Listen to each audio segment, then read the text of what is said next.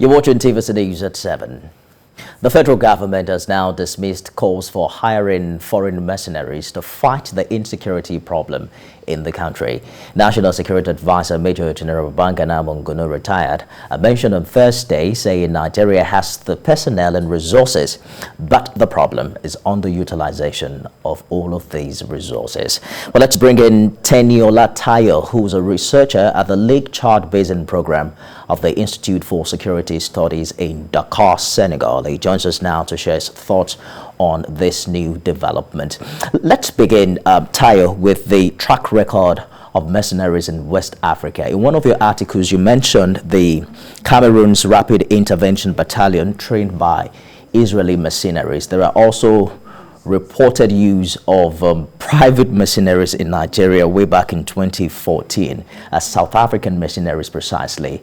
Talk to us about how effective the engagement of these individuals and these forces have been in the fight against insecurity in the region. That's a very controversial question. First of all, thank you for having me. And you can call me Kenny. That's a very controversial question because if you look at the Cameroon's BIR and even when you look at the situation from 2014 to 2015 in Nigeria, you see that the mercenaries did record some gains. So Cameroon's army, or the BIR, is known as one of the very effective units, from Cameroon, and that's partly because of this training that they get from this elite Israeli force. And even from towards the end of 2014 to the beginning of 2015, when we had South African mercenaries in Nigeria, we also saw that they recorded, quite some remarkable gains in the war against Boko Haram. They were able to recover some territories that were previously under Boko Haram. So, if you're measuring it by outcomes, you could say that, they are an effective option. But there are other things to consider.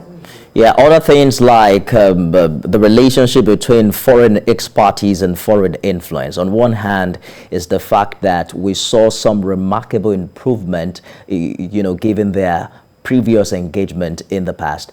But then, have we also been able to measure if indeed these African countries maintain their independence, given how much entry or how much influence foreign nations have on their private security?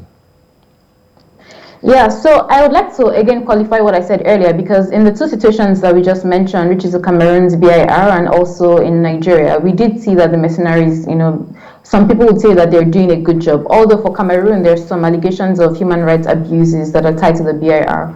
But in some other contexts in Africa, actually, mercenaries don't have as great of a track record. So there are situations where they have rather made things somewhat worse than improve them. But to your question about, would you mind repeating the question? I lost track of it when I wanted to provide clarification on. I'm talking about the relationship between foreign expertise and foreign influence, how African nations can keep their sovereignty even when they're employing or having these foreign services.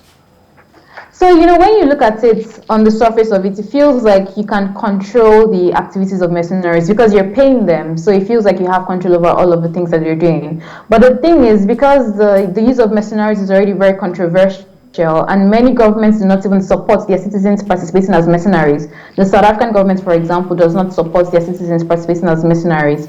But you have some governments that, although on the surface they condemn it, but then under the surface, they are sort of using mercenaries to expand their influence to some of these African countries. So you never know who is influencing who, and that's the challenge with using mercenaries in Africa. I gave the example in my article about the civil war, the Nigerian civil war, and how influences from the different geopolitical regions. So you had British mercenaries on the Nigerian side, and you had French mercenaries on the Biafran side, and how even that conflict or that clash between Britain and France contributed to the dynamics in the Nigerian civil war. So yes, it's difficult to properly dissociate or distinguish between the influence of foreign powers and their citizens, partly because mercenaries are already a very controversial thing to be happening.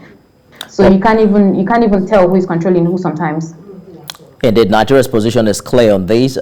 Reference is made to the legality of employing private individuals vis-a-vis the UN and AU convention, which the nation is signatory to.